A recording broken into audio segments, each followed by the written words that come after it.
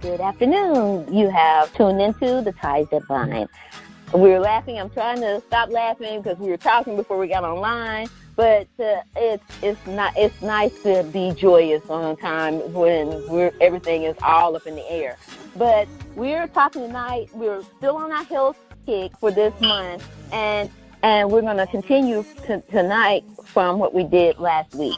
And we'll as we go through, I'm going to introduce my co-host, and then we have a guest co-host. But once we introduce our co-host, we'll start with some of the stuff that we stopped with last week that we thought we left a little stuff out or that we needed to inform you a little bit more, and then we'll go from there. I wanted to let you all know why we started this. This is a continuation of our lifelong situation that we have when my dad started this. He started this with having a family meeting, and I think we were having our telephone family meetings ourselves. And so we're always talking to each other on the phone, and a lot of stuff that we talked about last week, I didn't even. I remember you saying that one time. You talking about me like I'm not here. I remember you saying that when you was little. I don't know what we were doing. I remember that. Okay, I'm not gonna go there. And so we're talking about MS Awareness Month, and I know sometimes I'll come in and say that I have MS, and I just sort of because I've never been really. To me, it took me a long time to figure out that I really have MS, and stop to play games, and just take care of my body. Now we're talking about the MS, but we'll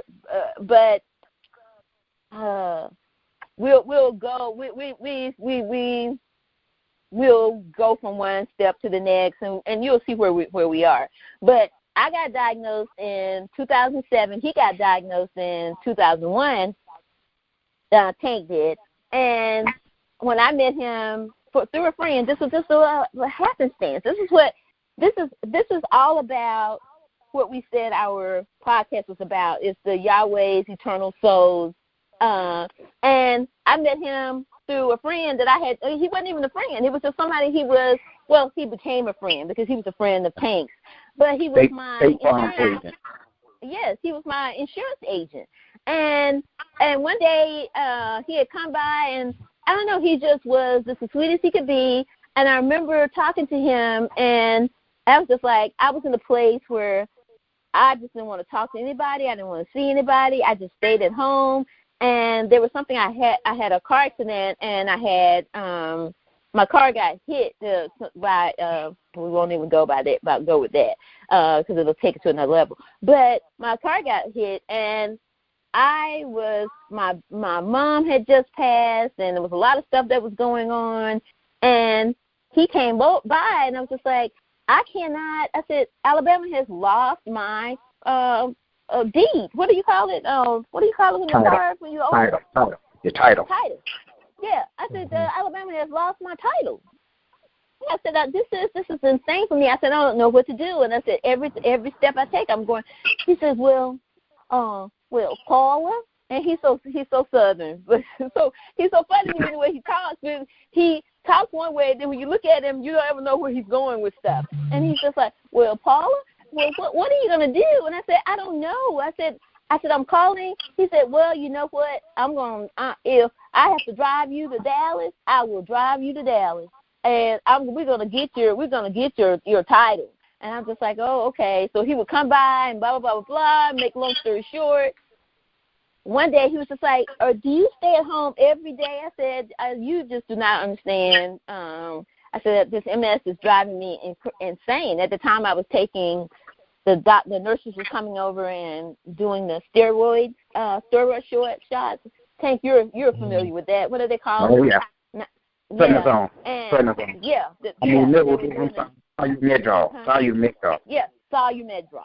They were coming and doing the things, and it was like I was in a quandary because I was sleepy all the time. I was feeling funny. I was just like, after my mom died, it's just like, it was by the grace of God that I was able to take care of her, But once she died, it was just like everything just hit me. And so he started coming by, and he was just like, "Are you here all the time?" He said, "I'm going to come and pick you up. I'm going to do this." And so one day he called me. I'm going to try to make the little story short so I can take it over the tank. But one day don't y'all make fun of me. I just said it. You feel it miserably.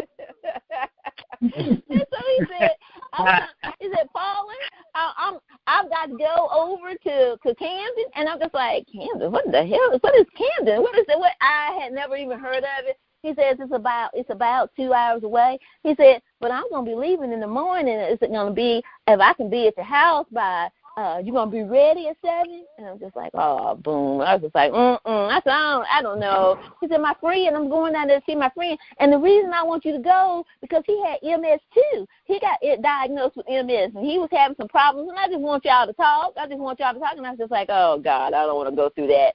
But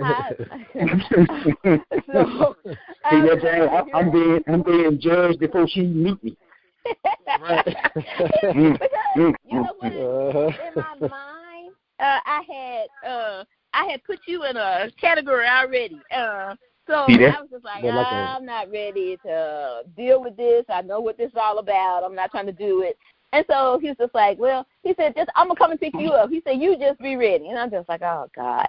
So I get up, I leave. And when I say it's a long way from Hoover to here, it was a long way. And I'm just like thinking, oh, my God. I was just like, and then he was just like, well, I'm going to stop and I'm going to get some gas. And I'm just like, please, can we just get there? And we just got. And then I started to see red dirt roads. I hadn't seen them since my dad used to take us to the country.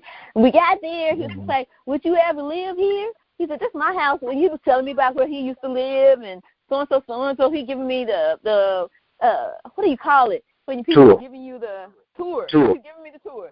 Yeah, tour. Thank you. See, that's what I need. People say, that's what I have. You know, my brain is moving too fast. My brain moving faster than my mouth. Come on back. So Come on back. Stop laughing at me. Stop it. Paula, listen, I would like to hear Tank tell the story of how y'all met. Yeah, but okay, he'll tell his story, but I want to push him where. Okay, I'm gonna let you how you met me, but. Well, I'm gonna take it. I'm gonna take it from when you and Craig pulled. Please. And now, mind you, he and MS don't go together. And when they pulled up, oh my God, I was still in the shop, and it probably was 110 degrees out there. And so when she got out there, we sat down and started talking. She said, "How in the world you stay out here like this?" I said, "Paula, the only reason I'm still out here because I knew you guys was coming. I would generally go in my shop, but this summer, I probably go in the shop 4:30, 5 o'clock in the morning. 12 o'clock, I'm done." I said, "The only reason I'm out here because I'm waiting on you guys." So we went in the house. Craig, Steph went to Camden and brought some food and stuff back. We just sat there and talked. All I was trying to think of what year was that. You know what? I think it was 2003. 14. 2013. Yeah, 2014. Yeah. I remember exactly. I got divorced at the end of 2013. Yeah. And I met you after that. Okay. All right. And we sat and talked and came in the house and we sat down and chit-chatted and Paula wanted some water and she was like, "I don't want the faucet water," not knowing that I still have my dug well.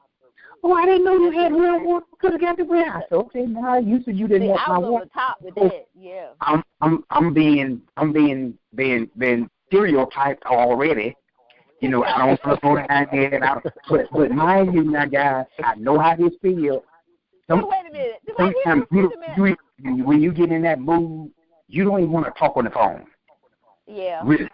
You just and I'm beyond grateful to God. I've read stories, talked with different people that are in chronic pain 24/7. I have no pain at all, none. Only problem I have with MS now is fatigue. Now I'm tired just about 24/7. Yeah. It ain't just about literally. I'm tired all the time. Right. Yeah. But, you know, I thank God, because God knows it could be worse. I can't see at my right eye. You know, I didn't know where actually my symptoms started in 2000 because I lost the sight in his eye. I didn't know at the time what it was, and I went to the eye doctor, and he said optic neuritis, but I mean, he didn't go any further. I didn't know that optic neuritis was the beginning of it. So I'm like, okay. And summertime hit, and I would start having little funny feelings like on my left side would just get weak. Or it would do that 2, 3 or 4 times a day. And I'm like, man, that met a friend of mine, he was a neurologist, so I didn't know at the time. And I just was talking with him one day. Actually, I went up to his house one night and worked on his car. And he's in Selma, which is about an hour drive from here. And I asked him, I said, Doc, didn't you tell me you was a neurologist? Now, mind you, me and him good friends already. And he said, yeah. I said, well, you ever heard of optic neuritis? I said, them 2 words kind of go together. Optic neuritis, neurologist. He's like, yeah, I got patients out for that. I'm like, okay. I said, well, that's what a doctor told me I had in my right eye last year. And he said, well, you come on up and we'll check you out. And I never did go until the little numb feeling on my left side got worse, and I went in. And he hit me with that. I'm like, MS. I said, and I tell you what, one reason I called Paula, too, and I wanted to get on the podcast this time, and I was listening to her talk about how she was kind of in denial. She didn't want to talk about it. And see, I never did. I guess you like Paula kind of called me nonchalant all the time, but I'm the type that I try not to worry about something I can't do nothing about. And so when Doc hit me with that, MS, I went to laughing. I said, now, Doc, I said, you being serious, right? You ain't just joking. He said, no. He said, Sheldon, I'm serious. I said, okay. I said, well, what I got to do now? He told me, boom, boom, boom. I said, okay. So we got off the phone. I'm like, okay, Lord. I said, now, Lord, I got children I got to take care of. I said, now I got 3 babies back here 2 years apart. I said, now, I ain't got time for this. Now, you got to take care of it. I said, I done what I could do, Lord. I went to the doctor. Doctor told me to do this. I'm doing that. So the rest is you. And honestly, until I guess unless somebody bring it up, I really don't ever even think about it. Now, I think about it if I'm riding somewhere and something get in my right eye or in my left eye and I can't see. But other than that, I don't, because I found out lately that stress is worse than heat. I used to think heat was the worst of all when it came to MS. But I found out stress is worse. So if I'm going to sit worried about this and I can't do nothing about it, then I'm making the thing worse. Well, that's what I was doing. A lot of times it's not that easy. It took me a long time to get to that, but hey, it is what it is. Thank God. I could be in a wheelchair. I could be bed-stricken. Right. I could be in a mindset where I don't even know myself. But man, I can do anything I want to do. Just can't do it as long. But I give out. I'm already tired. But I give out quicker than I used to. But other than that, hey man, But he didn't have that when go ahead. I have a question for you. I want to know, so you talked about what led to your diagnosis, and you said you were having vision problems before you started having the fatigue issues. So when you finally got your diagnosis, in the early days when it was still fresh, what was it like? Like, what was your day-to-day like in the early days when you first got your diagnosis? Honestly, once I started taking those steroids and got rid of that, because my left side would go numb. It wouldn't be no warning. It would just do it. And it probably, at first, it would do it maybe up to 5 or 6 times a day. But just erratic. Even when I'm talking, like I'm talking now, and that little flash, my mouth, my left side of my face would get numb. And it would only last for maybe 5 or 6 seconds, then it would go away. No aftermath, nothing. And now once I taken those steroids and that stopped, I mean, my day-to-day, I was still working 110, 15 hours a week. So my daily activities was the same. Doc had me doing what they call a push IV. I would go to the hospital in the morning, get a shot, go back 12 hours later and get a shot. And in between those shots, I'm in the shop working. Got my arm wrapped up so the little port they leave in your arm for the IV for the shot. and I had the old black sock, and cut the toe out of it, and just would slide it over there to keep it from getting dirty. But I didn't miss a beat. I was now I tell you one thing. Well, I tell you one thing. Excuse me, y'all, but we're all grown. That was James, huh? Now we all grown folks on here. Now one thing. Now it took 9 a.m. Now in the bedroom it wasn't them asleep. What? I'm just saying, bedtime, it wasn't them sleeping going on then. Oh, yeah. So I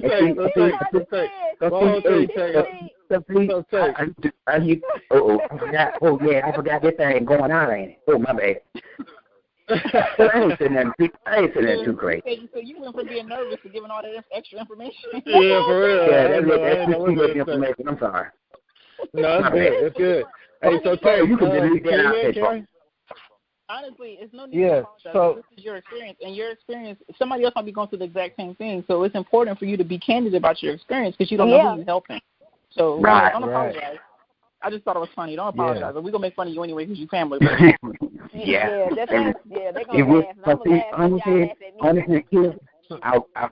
When Dr. Frey, my doctor told me he was gonna put me on steroids, I was picking with my wife, and I'm like, oh yeah. I said, Doc gonna have me on them steroids. I said, you might as well get there. It was 100. It was 100 complete opposite. Oh, wow. Hey, Tay. So one thing, can y'all hear me? Yeah, I hear you now. Okay, yeah. So I was like, I want to ask that question too. So how did you bring it up to your family once you got the diagnosis? No, well, honestly, I didn't shoot. I don't think I did. I just called them. I called my mom, and I didn't find out till maybe a couple of years ago that. But my mom told me, she said, Ray. Well, that's my immediate family called me Ray. My name is Sheldon Ray Bob, and the immediate family called me Ray. And she said, Ray, said, I had a hard time, and I didn't know it had hit more like that. I really didn't, because I was just so cool about it. I'm like, well, Mom, I said, Dr. Harry told me I got that thing, Montel Williams and Richard Pryor got had. I said, golly. And she said, well, what you going to do? I said, well, Doc told me I had to go up to the hospital twice a day and get some shots. She said, well, how you feel? I said, Mom, I feel great. I said, I'm still working every day. I said, I didn't have no fatigue problems, nothing. I mean, the only thing I knew, I had to take time. In the morning, go get the shot. In the afternoon, take a break, go get the shot.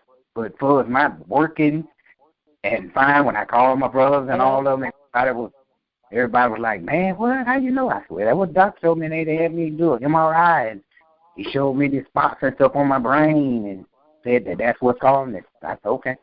Because, see, I had already told about these little weak flashes I would have on my left side. So my next thing was calling them to let them know why I was having these weak flashes. Oh, okay. And I'm like, well, I didn't have it. I didn't never. I don't think I had. Only thing I knew about MS was Montel Williams and Richard Pryor. That's it. Mm-hmm. Right. And so when Doc told me that, and the first thing I think I asked him after he called me, I said, Doc, I said, man, ain't that condition that Richard Pryor got? He said, yeah. I said, that's what I got to look forward to.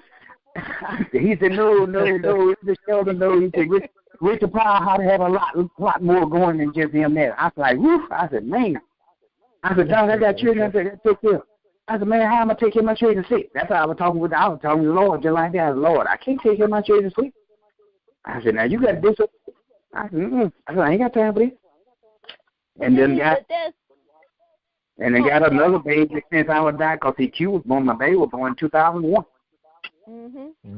But see, he took it calm. I freaked out. It was, I looked at it like. Yeah, you told me that death sentence. Yeah, I mean, it was just, I looked at it, and I shut up. I looked at it as I was, what's the word?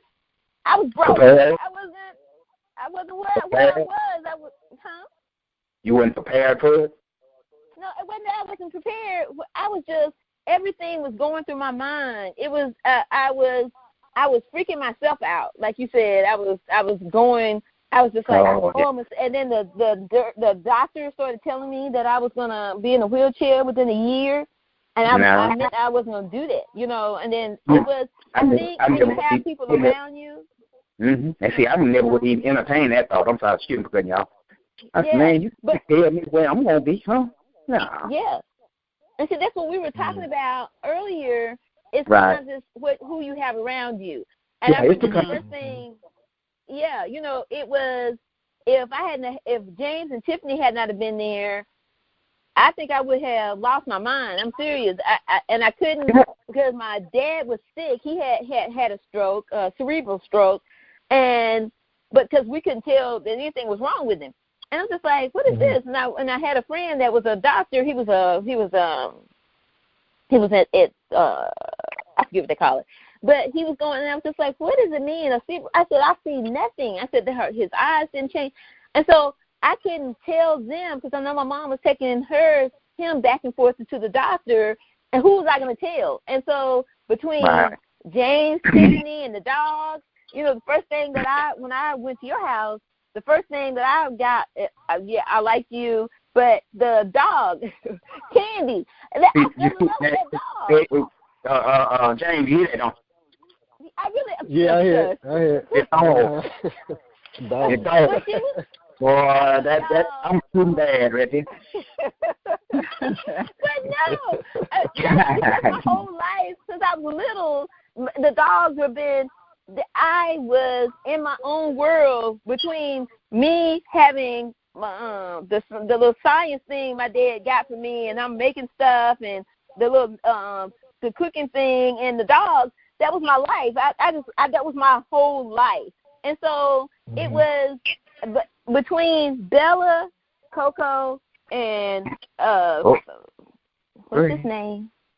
Oh, what's his name? Bella, Coco, and Pooh. Pooh, it was just, you know, and it was, and I'm not saying Tiffany and them, because they did not allow me to wallow. It was because they were always wanting to do something. I remember. I tell you what, that made me think about what you were saying about with Craig. Craig just told you, I'm going to come out here and pick you up in the morning. Yeah. Because if he had asked you if you wanted to go, then see, we wouldn't be doing this podcast with me on here now, because you wouldn't know me. I wouldn't have done it. I mean, he just had them see it? And Go ahead. I was going to say it's a very valid point that you're bringing up, because it is about your village and who you have around you. I mean, you know, yes, they always say it takes a village to raise a child, but it's more than just raising your children. I mean, it takes a village to manage your whole life. And it's important to have people around you. For one, it's important to advocate for yourself, because actually one thing that I learned through this experience was how to advocate for myself, because when you had doctors that didn't tell you the answer that you needed, you found someone else, and you made it known that I'm going to find someone else. And you taught me about advocating for yourself when it comes to medical care through that experience. And it's very important. This is for the listeners and for everyone else. If you're talking to the doctors, first of all, doctors don't know everything. No. They don't know everything. They only know what they know. And if they're not answering the questions that you have, if they're not speaking to the issues that you have, fire them. They provide a paid service. And if they're not serving your needs, move on to someone else. I just wanted to add that to the listeners. Oh yeah. Good point. I mean, but that's true though. That's a good point. And so even with, I think that because our whole thing is a spiritual thing, but really, had I not gone, even because I can't tell you, I stay at home. I don't want to spend my money. I want to. If something happened, I want to at least have $1 in my pocket. You know what I'm saying? And I was just like, if the things that was going on, and my goal was to get down there and see to see you all, and I hadn't seen Alea, and my goal was to get down there and see you all and to see my nieces that I hadn't seen for years, and that was my goal, and something just kept telling me, and I'm just like, oh my God, do I want to do it? And then by the time I told Danielle that I was going to pay, that I was going, and she was going to go with me, at that point I can back out of it. And so, because at a certain point, I will back out some stuff now. But when I got there, it was. You glad you went? I'm glad I went, because I'm saying that to say even when I left Dallas to go to Maryland, it was God had it. We do things and we have our own thoughts, but see, God has a plan. And between I had James, and then I could get caught up into what he was doing. I mean, I would get Bella in the car, put her some shades on. Bella put that top back, me and Bella roll. I mean, one time we went somewhere. I'm serious. We went to Baltimore, and this was, if I had not had her in the car, this man was getting ready to get in the car with me. You know, it's just one little thing after the other, but God keeps you. God says those he sends, he qualifies, and then you have to know, and that's in my point of trying to ask God to take me to a place where I can surrender, because I was so accustomed to taking care of everybody and taking care of making things get done. It was hard for me to even understand what that means, somebody trying to help me. And I'm still not there. And when I went there last year, I went there, and who would have thought?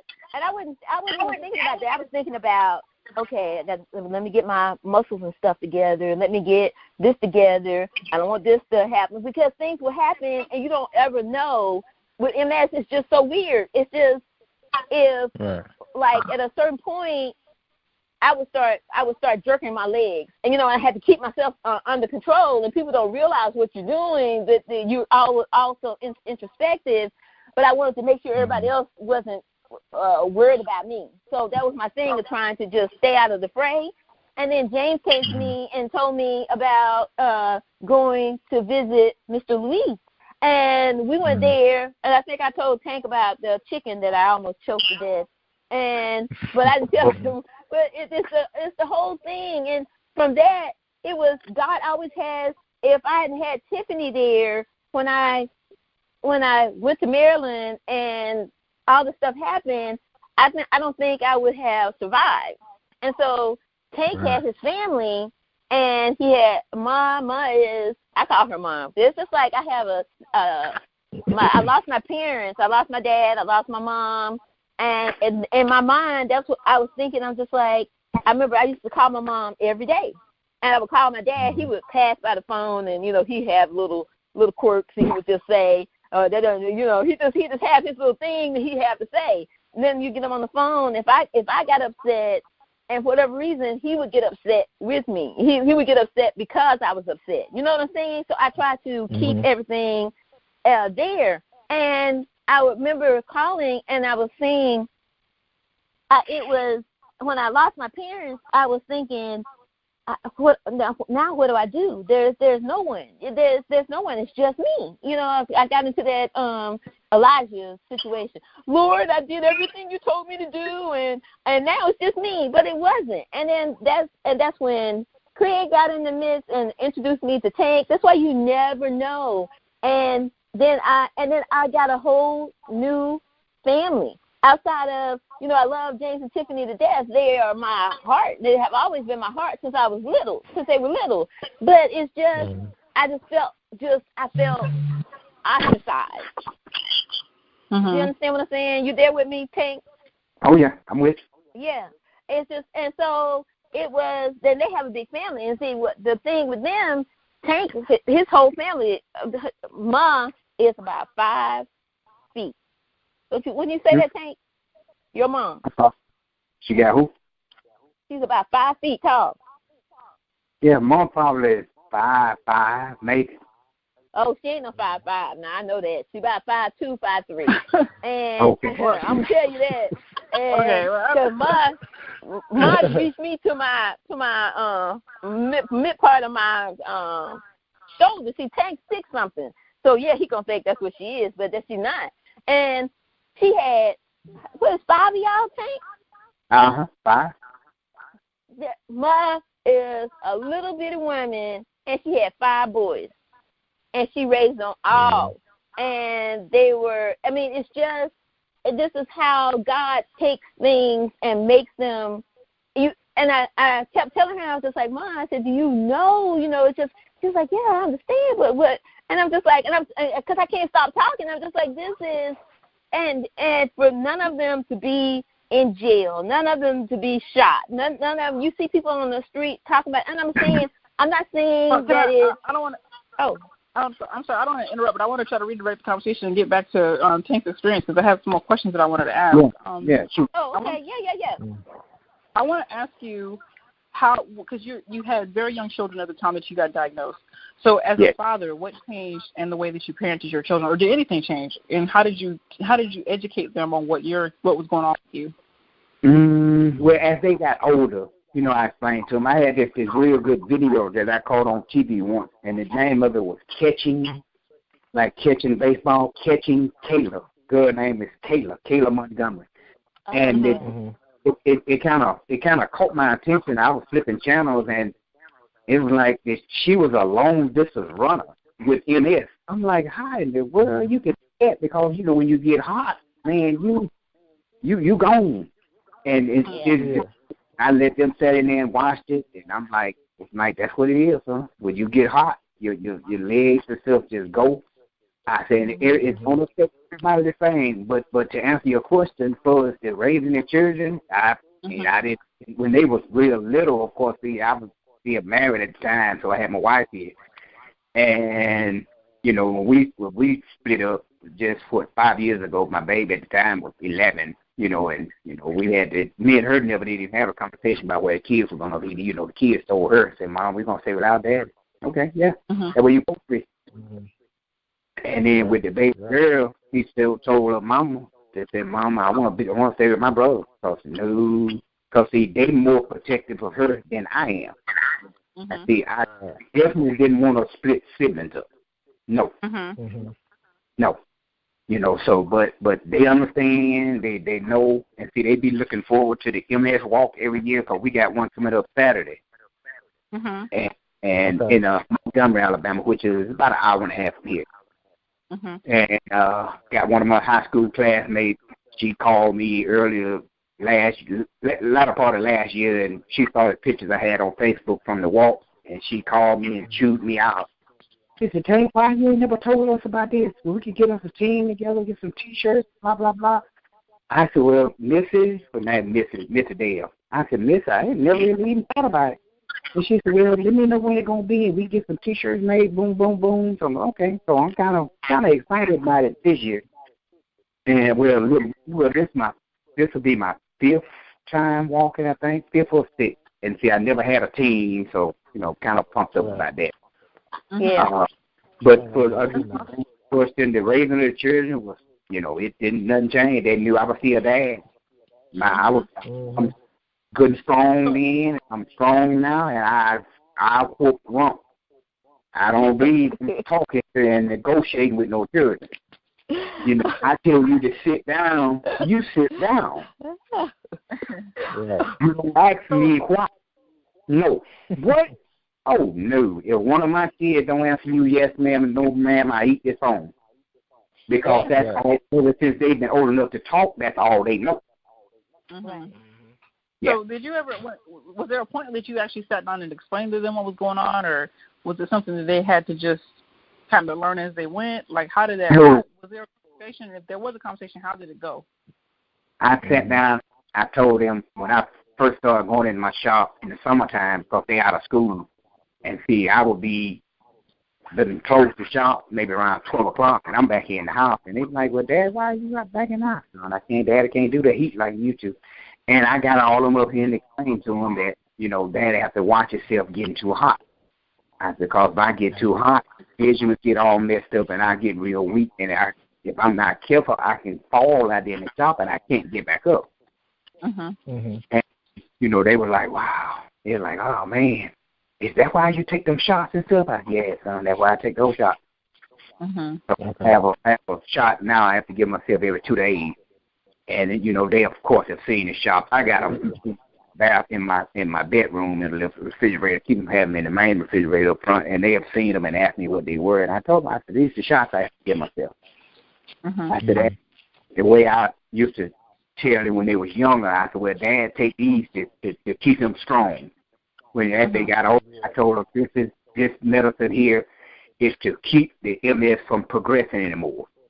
And then I told them, last MRI I had done, doctor told me that the MRI looked as good as it did when I first started taking those shots 10 years ago.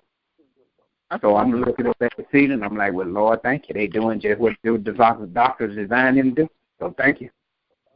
Yeah. Mm-hmm. And he came to me just like maybe about a year ago and was telling me, well, Sheldon, we got the shots that you take, we got them in a pill form now. I said, well, Doc, I said, now, didn't you tell me that the shots are doing what they're supposed to do? Yeah. I said, well, Doc, they working? Why mess with it? No, I don't like sticking myself with that needle, but it's working. Let's leave it alone. Mm-hmm. Right. Mm-hmm. But when you, I don't know, I think Hank likes to just have those things where you just keep looking straight, because I can't do that.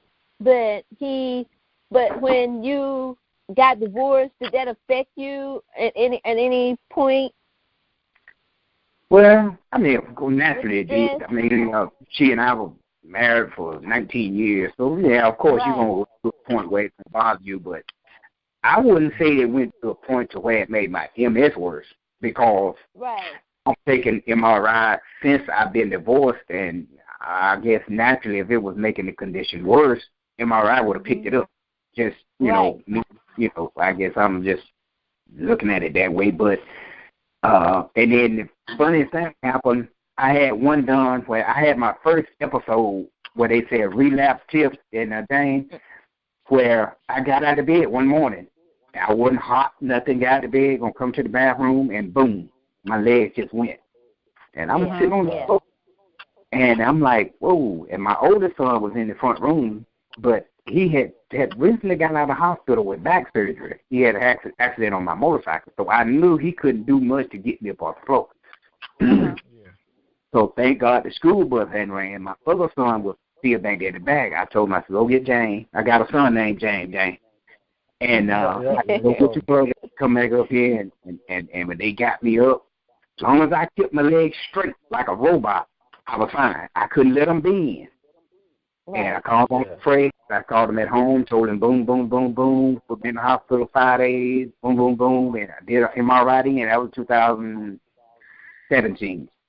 In 2018, did another MRI. Did one when I was in the hospital.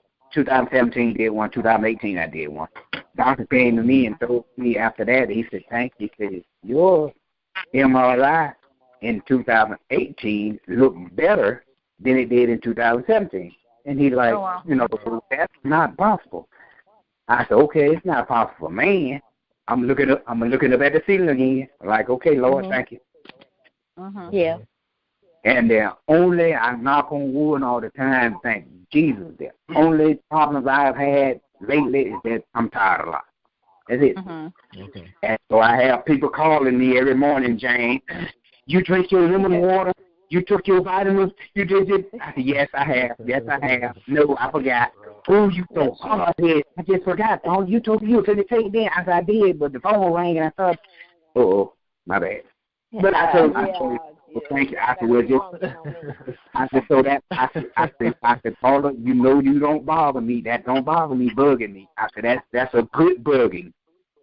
You're bugging me, looking out for me, so I'm not that crazy to be getting mad with you by bugging me. Please, I ain't that stupid. Yeah. All right.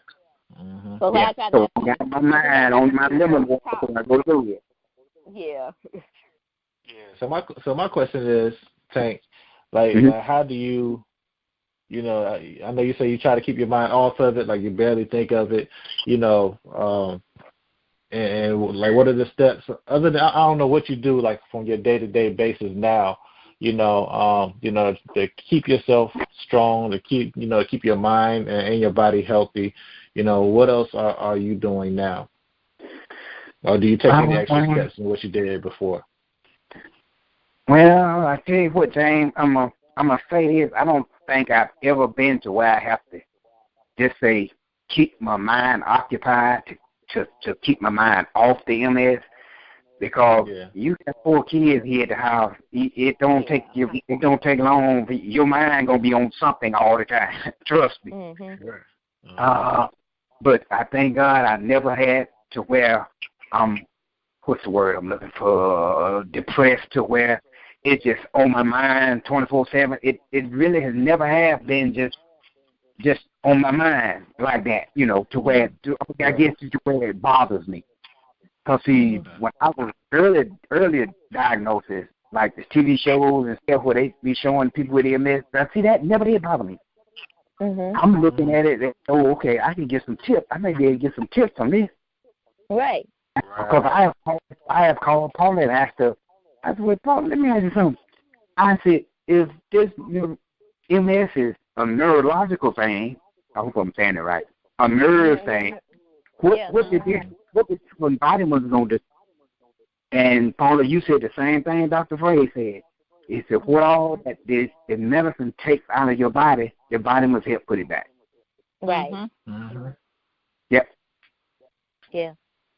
Because it's you don't think about it. And a lot of times, as many times I've gone to the doctor, I think, what was it? Because I only got to going to Dr. Frey's because of you. But all the doctors that I went through, not one time did they tell me, make sure you take your vitamins. And that. You said they never did tell you that? They never told me that. They never one time. They wanted to give me the medicine, and then they wondered why you were sick, and then you're okay, yeah, I'm gonna give you another pill, and I'm just like, oh my God. Let me cut you off for just a second. I don't know if I told you this, but when I went to the MS clinic of at UAB, now this doctor did advise vitamins. Okay. Yeah. He did, and see now since you mentioned it, he probably the first one that did. Yes. But I didn't even think about that until you mentioned it just now. I think this doctor at UAB was the only one that I can remember advised me about a multivitamin and vitamin D. Vitamin D is crucial. Yeah. And I think, and I don't live with MS, but I think in general you have to look at things. What is the word I'm looking for? I almost said holistic. Holistic is important, at least for me. Yes, holistic. But you have to. Well, that's not. But that wasn't what I was looking for. You have to take a combined approach to whatever you're doing. Yes. Eating a healthy diet, supplementing your body with nutrients and vitamins. That stuff is important too. But also like self-care types of things are important. Like whatever works for you. Like for me, getting a massage is good self-care for me. But it might be just taking the time to go to the beach. Whatever it is, you have to look at your body as a whole being and take care of the whole being. And spiritual plays into that as well, which is, we're all big on talking about spirituality and being connected through God and through faith. I don't want to cut you off. I just wanted to say that. But that's a good point, though. Yeah. Because I'm glad that you had a doctor that talked about more than just pills, because there's more to it than that, Right. Well, James, did I answer your question? Yes, sir. Okay. So yeah. And see, I thought about this when you asked that question, James.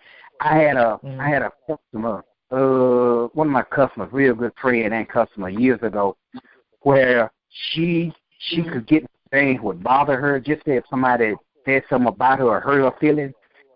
She told me she would actually get bed-stricken sick because people can hurt her feelings. I'm like, whoa. I'm like, well, God, thank God that I don't let stuff.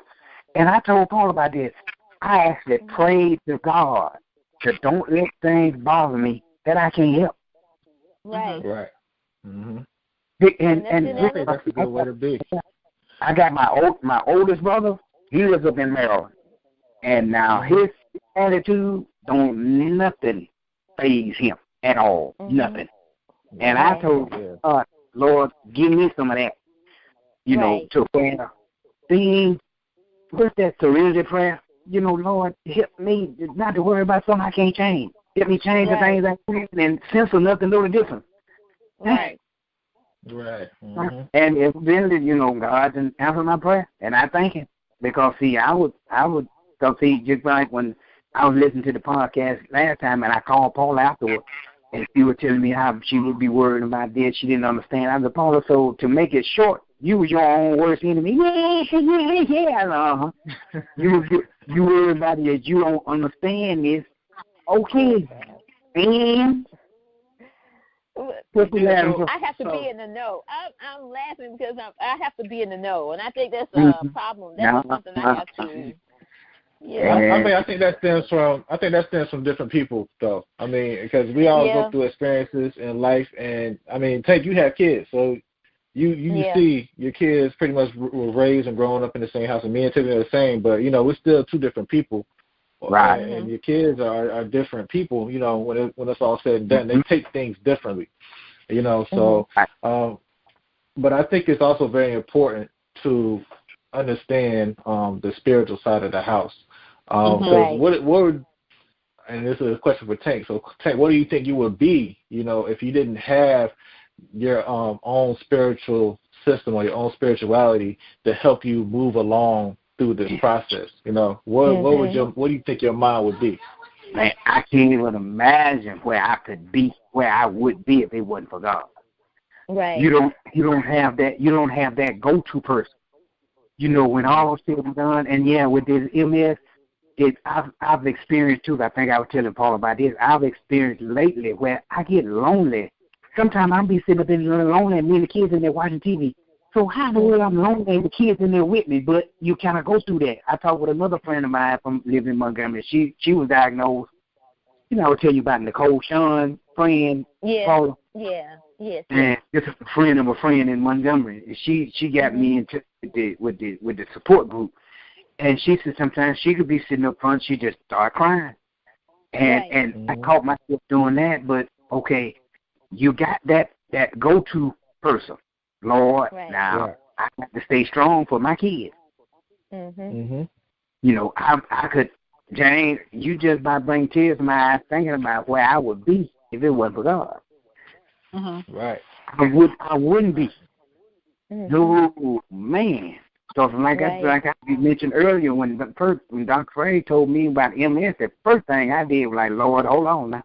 I ain't got time for this. Yeah. Lord, I have to take this. I said, no. And I told my doctor the same thing. I said, Doc, when I got the phone with you, I started praying. No goodness. I think mine was a little, I was really upset with God. And when you say that, I'm serious. I was really upset with God. I was just like, I was thinking about that the other night we were talking. I tell you who I thought about when you were saying that. I thought about Job. Paula. Hello?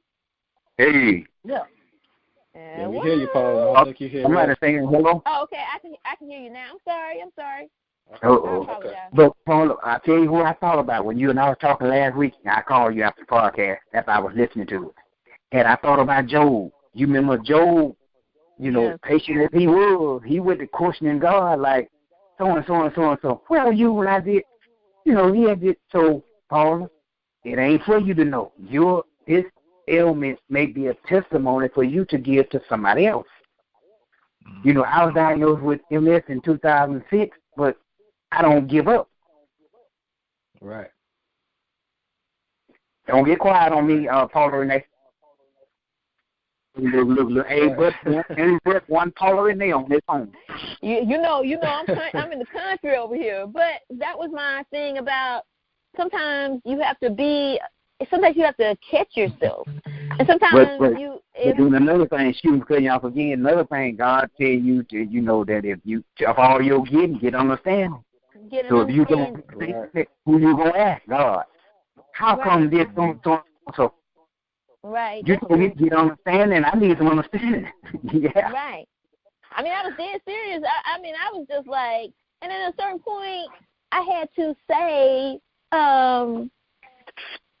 how he has taken me through so much, and I could have been dead, the places that I've been. And I'm just like, okay, I got to get over this, and that was when, because I was really in a headspace by the time I called Tiffany. And, I didn't know what to do. I didn't know where to go. I didn't know. I just didn't know. And then we had just come back from burying my dad. And I remember James had gone somewhere. I was in the house with just me and Bella. And this is how we don't look at what the spirit. You remember that, James? I heard you say something. I don't know if you can hear me, but I remember that time. Yeah, and I was there, and Bella. I saw Bella, and Bella was all of our animals. I guess because we strange, and the animal's gonna be strange. But I remember her. I saw something come in, and I heard it. I could have sworn I felt it pass my face. And I saw Bella look at it, too, because everything I would look at to try, like if a bug came in, I'm looking for it to swat it. And if I was looking for it to swat it, Bella was looking for it to swat it, too. No, I'm trying to give you a point. Looking for it to swat it, too. And the point I'm trying to make is that after we came back from my dad, it was like his spirit came back with us. But she saw it. And then I got spooked, and I'm just like, oh, my God, because we were sitting there, and I'm just like, okay. And I saw Bella look at the thing pass by me, and I'm just like, okay. I was like, James, y'all going to have to come back home. I said, I'm freaking out here. I said, I don't know what it is. But if we look at it, we don't know. I was reading something in the Bible today, and he said the man said, it was Saul was asking the person, what do you see? And she said, I see God going ascending to heaven over and over and over again. And and I say that to say because we don't see something, we act as though we're here alone, and we're not. And I think that was the point that I had to get to as far as the spiritual part of it.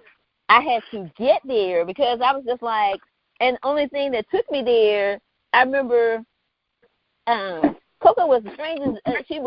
Coco was wild. She was going to do her thing. And she came in, but I would go in there and lay down, and she would take her nose and open up the door, and she would just come in and just lay down. And then 2 minutes, she would come in after Pooh would come in. And it's like, oh, Pooh up there? Oh, I can't get up there? It was God put these animals, he put these spirits here for us for a reason. And we don't pay attention to what's around us. And when I say that really kept me calm between Bella and Coco and Pooh, that really kept me calm because their spirit was all about the calmness. They knew that I wasn't feeling well, so guess what? I'm going to come here and make you feel better. And that's the same thing, and I see that with your kids. They act like, and especially Thomas, Thomas is about 6'6", 6'7". He got, and everybody thinks, really, you would think, he's just teddy bear. He's just the sweetest. And I remember Tank telling the story when he would go outside, and they were just like, Daddy, you going to come back in? I don't know what they call him, Dad. That's what I call my dad, Daddy. But they was just like, you going to come back in? You going to do so-and-so, so-and-so? Why you can't come in here and play with us or something he was saying? And you could tell the story. But I remember him telling me that Thomas said, he said, well, y'all want to eat. Y'all got to eat, right? So I got to go out there. I have to go out there and work to make sure y'all eat. And he was just like, well, Dad, we don't have to eat. And that kind of stuff. Boy, Jane, I'm telling you, it went, because, see, them hours I was working, I didn't have to work that many hours. And I was just I don't know, I had this thing to where I had some cars out there to finish, I need to finish them. And so off and on would be asking me, I would come in the house at 7, 8 o'clock and get something to eat, and I'd go back in the shop. Like, Dad, you going back in the shop? I said, well, son, you like to eat, don't you? He said, well, Dad, we don't have to eat as much. Yeah. Ooh, Jane, that thing cut me just like a knife. Yeah, I bet. That thing literally, that kind of chokes me up now when I talk about it. And what I did was I told him, I said, look, each one of y'all put your shoes on. I said, come on out here and help me close the shop up. All of them ran, got their shoes and ran out there. My shop ain't but like 100 yards from my house. And ran out there, closed the shop up, came back in, and I took me a shower. We watched the other movie and sat and watched the movie. All of us sitting in there eating popcorn. Yeah. So that brings another question to my mind. I know we got to close out here soon. Yeah. But we talked about spirituality, and what effect did the family have on you? Just like that story that you just told, and shoot, it almost chokes me up when you say it. That cut me deep. Yeah, and what kind of love? Because I believe that love is just one of those things that we need on this planet, on this earth while we're here, and it's the love that we get from the people around us. How did that affect you? How does that motivate you or drive you? That made me, as folks said, slow down and smell the roses. Yeah. Yes, that put more of an emphasis on the fact that, okay, Tank, you don't have to work as hard. This is you've going to provide to greed.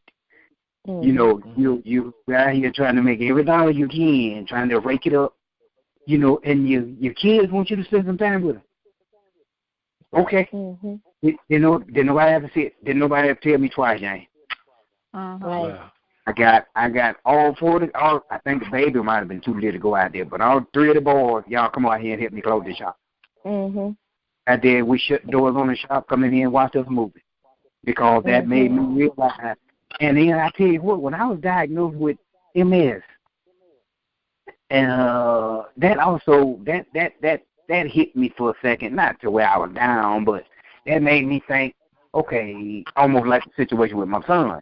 Okay, when are you gonna live, man? Running. You're wide open. You working night and day, sun up to sundown, and beyond. Okay, when are you gonna live? Now you got this ailment. When the doctor said you got this ailment, now you it might limit your traveling and blah blah blah blah. So you're gonna make this money now. You can't even enjoy it. Yeah. No, ain't gonna do it. Yeah. Because when you think about it, when you say that children, God says, unless we come to Him as little children, and kids are born just wanting love. You know what I'm saying?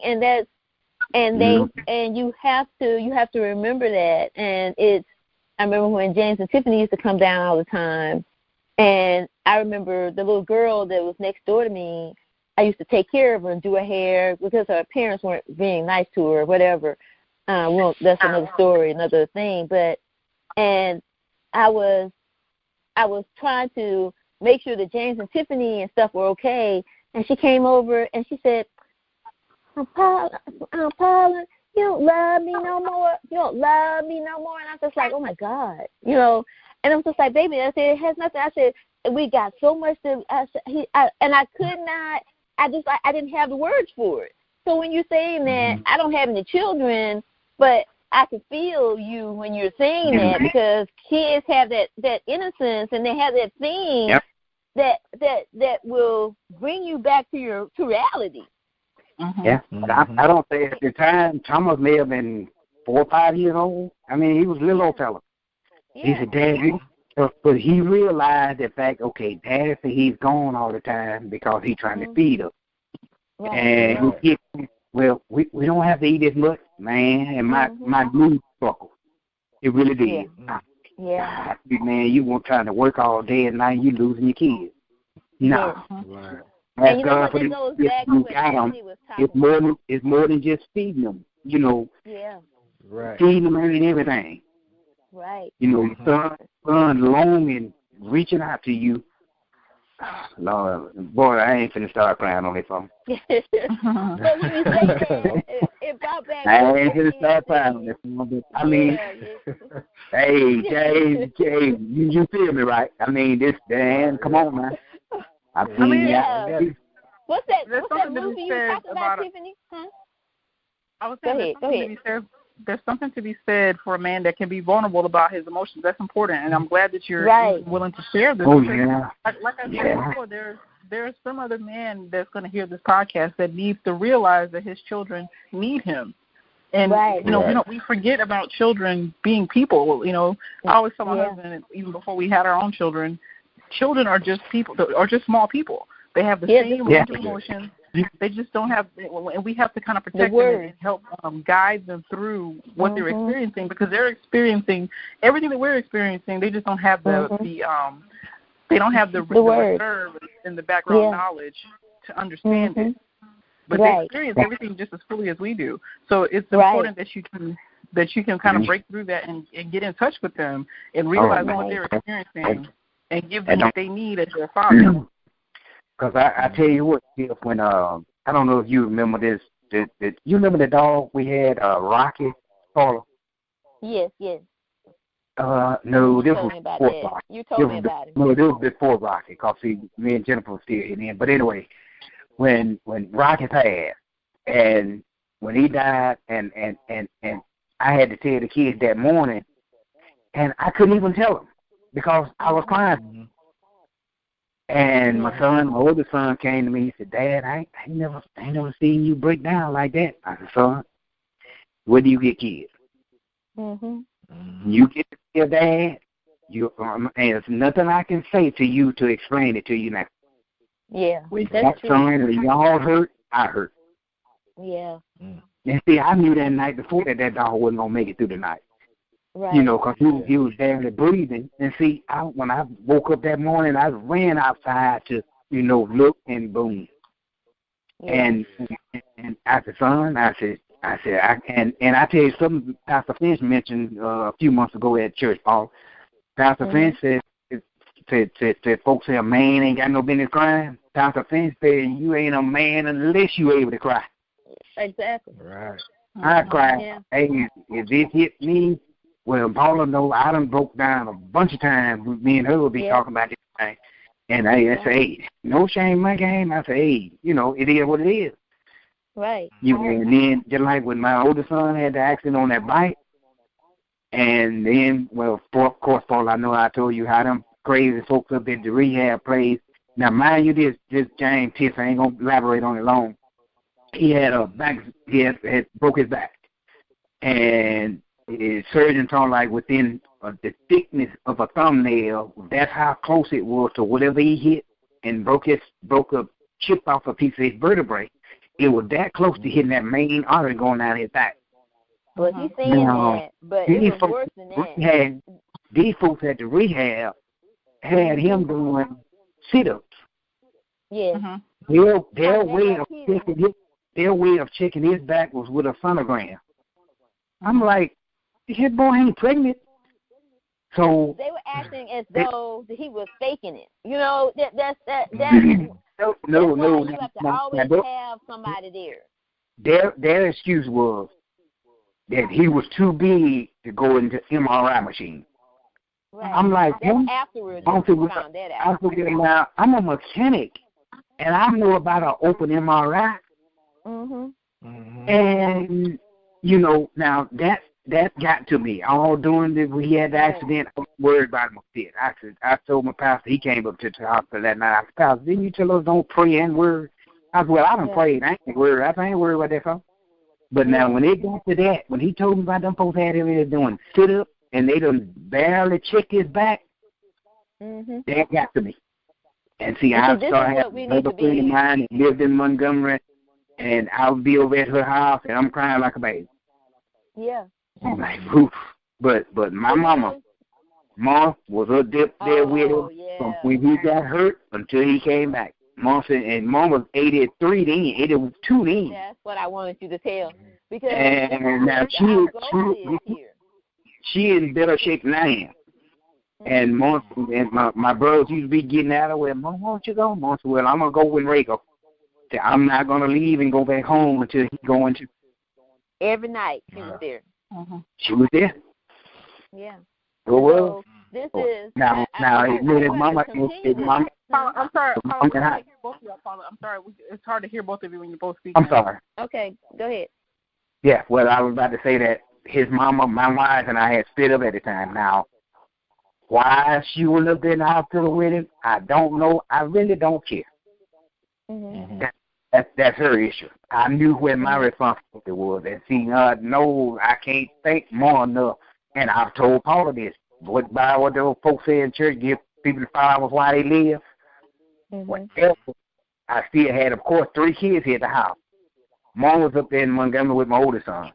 Whenever I had to go up there, still got 3 kids here in school. I could call Paula. Paula, I need you to come over to the house. I'm going to leave the door unlocked. Ain't nobody coming in. I need you to come over here and stay here. I got to go to Montgomery. James, Tiff, every time I asked her, she came. Wow. Every time. Every time she came. Don't get quiet on me, Paula Renee. No, I mute it because I'll be talking because you be missing stuff. We need you're saying this, but our goal is to let people know. Just don't have your loved ones out there just because you're tired of dealing with them. I think Tiffany had brought it up last week. You know, just because they're getting older or because they're not the way they used to be or because this, that, and the other, you have to, you got to go and pay attention. Somebody, you got to get it together, and you got to go up there and make sure that it's okay because you don't ever know what he is missing on the picture was they were saying, well, he don't want to get up. He don't want to do this, and we've been trying to get him to get up and da-da-da, and they didn't even look. His back was, they had to put stent in his back, in the back and in the front to keep it together. When the doctor when somebody finally checked it. That's what I'm saying. If your loved one is going, just because they say it's the hospital, just because they say it's a doctor, and you know better. I did that with my mom, and they were just like, well, you know, she's just said, I don't care. You have her on 15 different meds. You're going to figure out what's going on. Something is wrong. Let me say one more thing. Wow. Yeah. I want to tell James Tiff my this when my son was in the rehab after he had the back surgery. Now, this here cut me deep too. I spent the night up there with him this night, and he was rolling over like he swole to. Doctor didn't want him on one side too long, blah, blah, blah, blah. And so the next morning, I went and got breakfast, come back to the hospital, and my mom had made it up there. She had actually went home, and I don't know why she went, but she was back so quick. But anyway, and when I went in the ICU, the nurse was telling me, well, Mr. Barnes, Sheldon don't want to turn over to let us do this. I said, huh? I said, ma'am, I was up there last night, and every time he got ready to turn over, he would wake me up, and I would help him get over it. I said, well, he do anything now. I said, well, ma'am, I've been labeled as a military dad. I said, I don't play.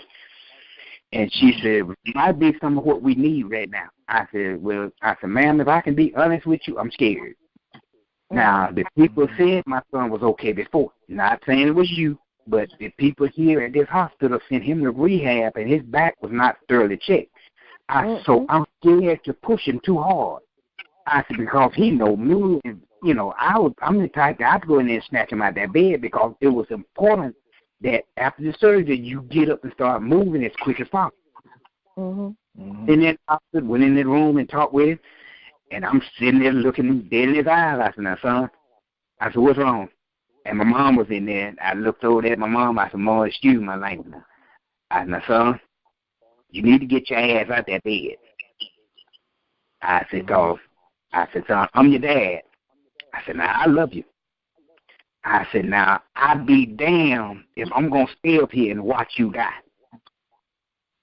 And James, it was 5 minutes later, he said, Dad, tell the people from the rehab to come on.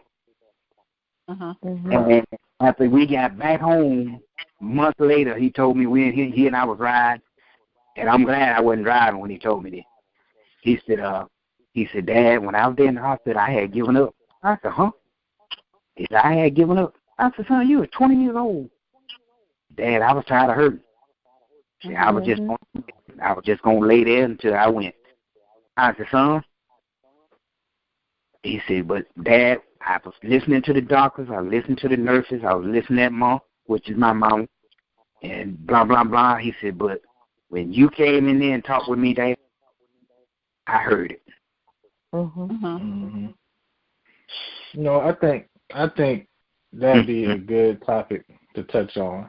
I was gonna say we need to pick up on this next week because hold on. I'm sorry. Yeah. So I think it'd be a good topic to touch on, especially the importance of having a father in the household and stuff like that, because it says a lot. It says a whole lot to our community as a whole. You know, it says a lot to me. It says a lot to me personally. Yes. So, I think that would be a good subject to talk about, because I don't want to go too deep into it, because this could be another 2 or 3 hours conversation. We'll be on another hour. But we really, we got to finish this next week. We got to get back into this, because he's saying that about Apple. Well, they call him Ray something, Little Ray, call him Apple. I call him TJ. He got several different names. He answered to them all. But when I was in the hospital, because I went in the hospital right after he had gotten hurt, he texted me, and he called me, and he was just like, I know how you feel. I know if they telling you to do blah, blah, blah, blah, blah, I know that you don't want to move. He said, but you're going to have to start to move. He called me. This is paying it forward. And this is, we're not here alone.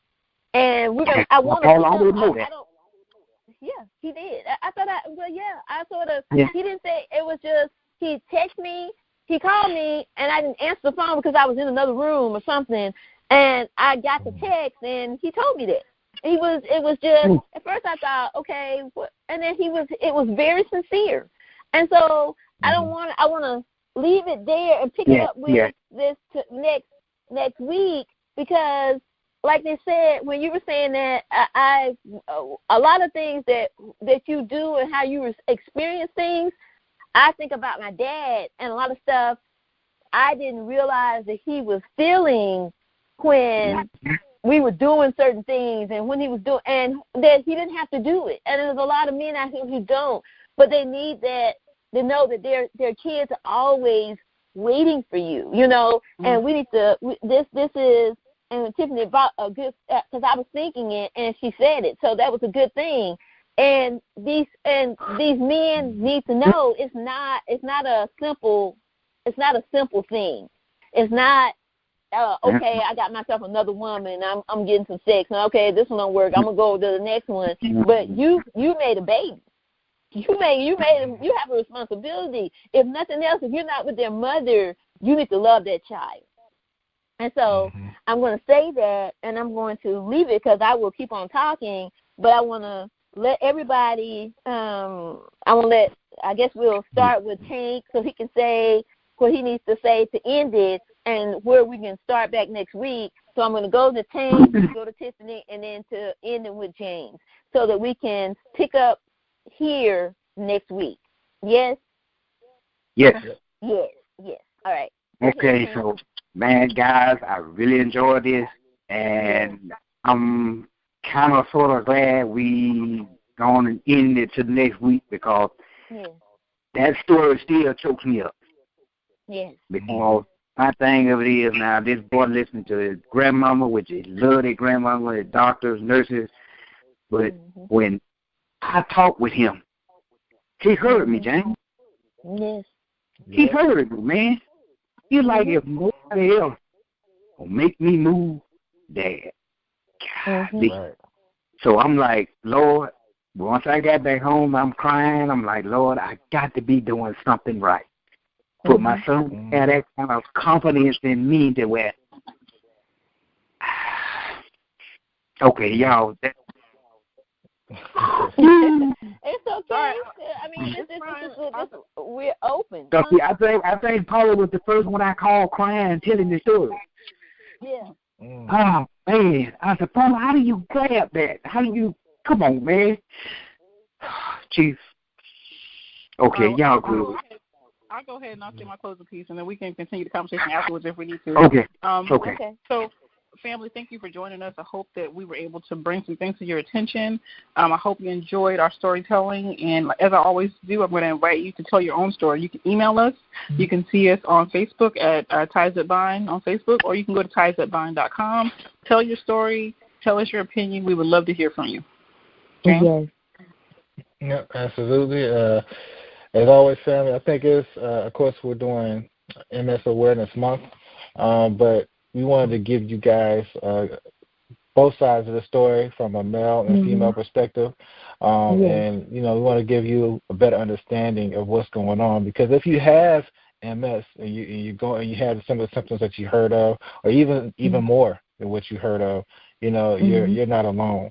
There's people that think about you and that care about you. And if you don't have that around you, definitely try to seek out help from other people, because the family, sometimes the family that you make that's not blood is closer to the family that you have that is blood. And without certain connections and people that you meet out there, you might not be able to make it. Without a good spiritual background, you might not be able to make it. So I would say always keep that in mind. Be aware of who you are in your surroundings, and just keep it pushing. And that's all I really have to say right now. Yes. And so I'm going to say we're at the last moment here, but we love you. We hope that you share that love with someone else. Someone's out there who need it, they need it. And so get outside of yourself, and if you find yourself, if you need it, somebody else needs it. And when you start to give it, you'll find yourself just getting better and better. And so we're going to pick up from here where we left off this week, next week.